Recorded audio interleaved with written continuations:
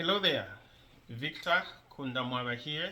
I just wanted to share a couple comments, maybe more than a couple comments, about the cooler box, the gigantic cooler box that's making its way through Zambia, um, uh, which was procured by First Quantum Minerals.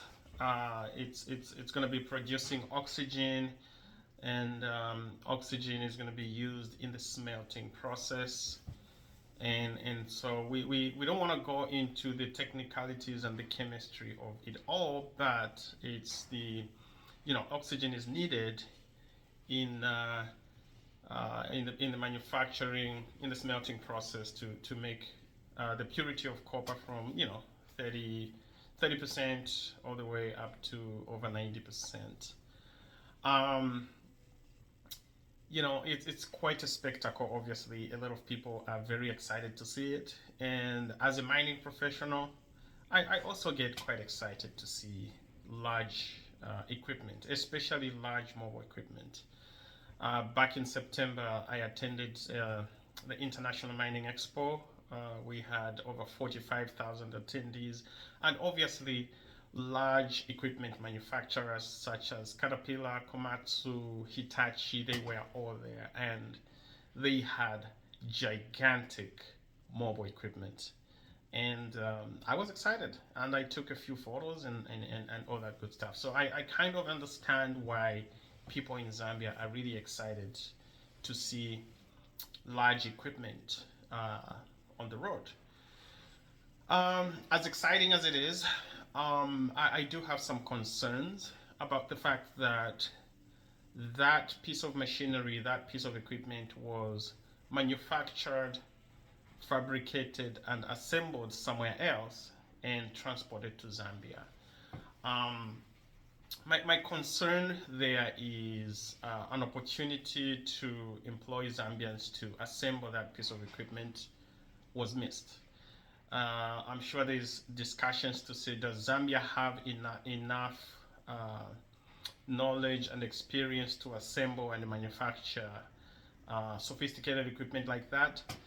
That's a discussion for another time, but this is an opportunity to start building that knowledge, that experience, that capability to assemble sophisticated equipment like that. Can you imagine how many Zambian welders could have worked on that? Can you imagine how many Zambian engineers could have worked on that? So I think that's an opportunity to create and retain value in Zambia that was missed.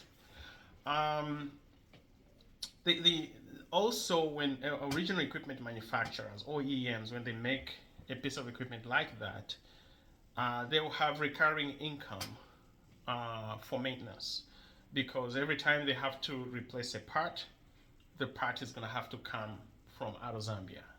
Every time a technician is going to have to work on that thing, a technician is going to have to fly into Zambia. And so those are additional opportunities, maintenance, care and maintenance, that are being missed. So at some point, the Zambian economy needs to start developing those trades to be able to support the mining industry. I think the country is not going to get to 3 million metric tons without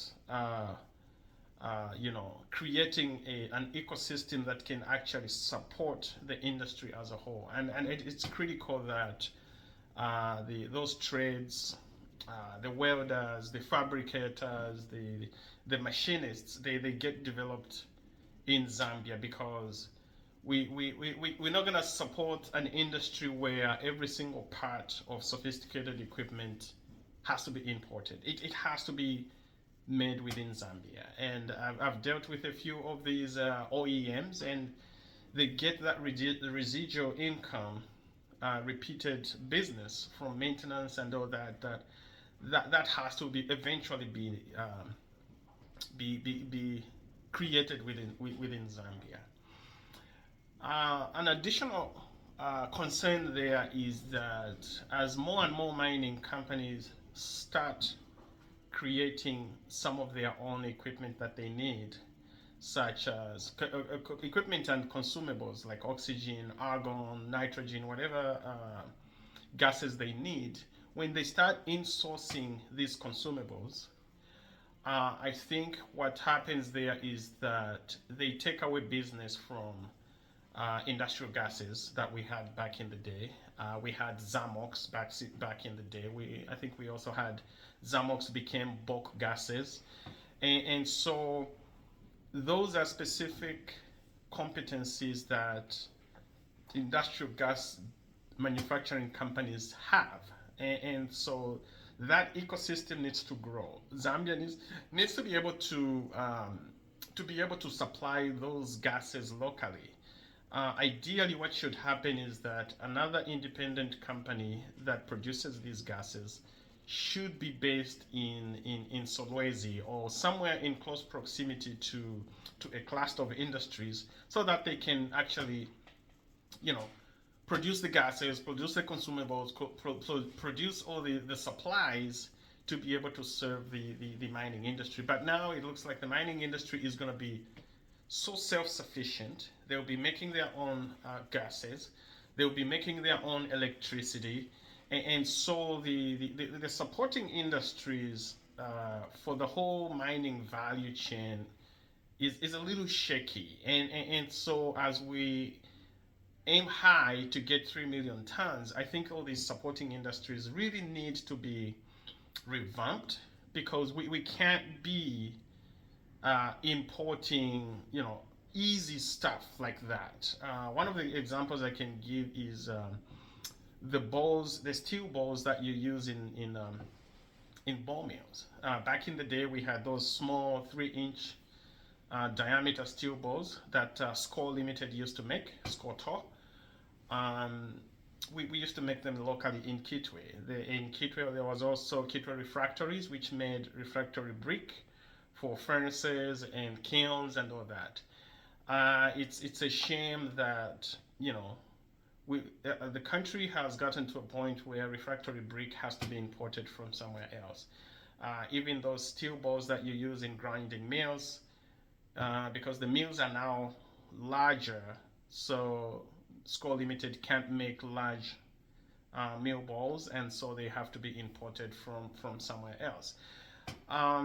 It's really critical that Zambia evaluates the whole mining value chain and really develops supporting industries. These are the supporting industries that can create jobs, that can generate taxable income, that can pay corporate taxes. So yeah, it's exciting to see that cool box, but it's concerning that it was not fabricated locally in Zambia. And even more concerning is that the care and maintenance, more than likely, is going to have to come from abroad. Spare parts will have to come from abroad. I do get it. Sometimes there's proprietary information, proprietary designs of specific components that will have to come from the OEM, but a big chunk of care and maintenance for that should be local. And I hope relevant authorities look into that very closely while they're taking selfies next to the cool box. God bless the Republic of Zambia. Bye bye now.